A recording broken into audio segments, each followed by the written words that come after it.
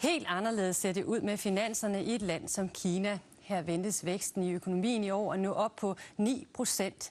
I Danmark ventes væksten at lande på bare 1,3%. Derfor peger mange eksperter på, at mere eksport til Kina er vejen ud af krisen for Danmark. Tyngdepunkten i globalisering flytter sig mod Asien, så hvis Danmark ikke er med på den her flytning hen mod Asien, ja, så bliver man hægtet af. Så det er selvfølgelig alt afgørende, at dansk erhvervslivet også er i gang på de asiatiske markeder. Som markedssituationen er i dag, så er det de nye økonomier, f.eks. Kina, som er der, hvor der er allermest vækst. Og der må de danske virksomheder selvfølgelig også ud for at fordele den her vækst. Og der er ingen tvivl om, at de skal tænke lidt ud over Europas grænser.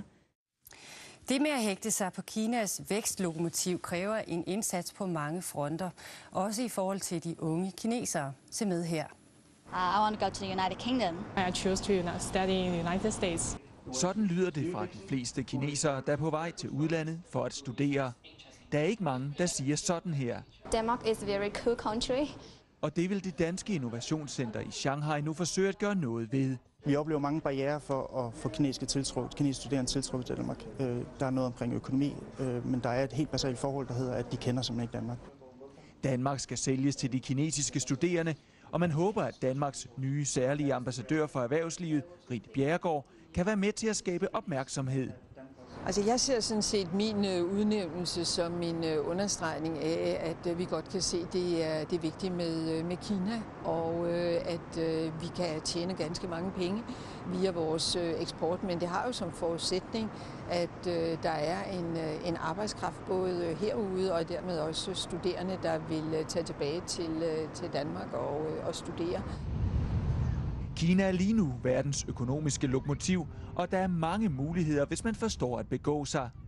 Men det er ikke noget let marked, og derfor er der brug for dygtige kinesiske medarbejdere, der forstår de danske virksomheder. I den kontakt, vi har med danske virksomheder i Kina, der oplever vi det som det største problem pt. Uddannelse er det absolut vigtigste for de fleste unge kinesere. Der investeres store summer og mange års hårdt slid, og derfor er valget utrolig vigtigt. Og Danmark er altså ikke nogen første prioritet. USA og England, det vil nok altid være første prioritet for kinesiske studerende. Men vi vil meget gerne bevæge os op i toppen af anden division, hvis man må kalde det, og konkurrere med andre europæiske lande, som heller ikke er engelsktalende. Det danske innovationscenter i Shanghai forsøger sig lige nu med en kampagne, der skal skabe mere opmærksomhed omkring danske universiteter. Men på trods af Ritt Bjerregaards deltagelse, så skal der formentlig mere til. Maybe they can give me more funding to support my study and of course give me a good job.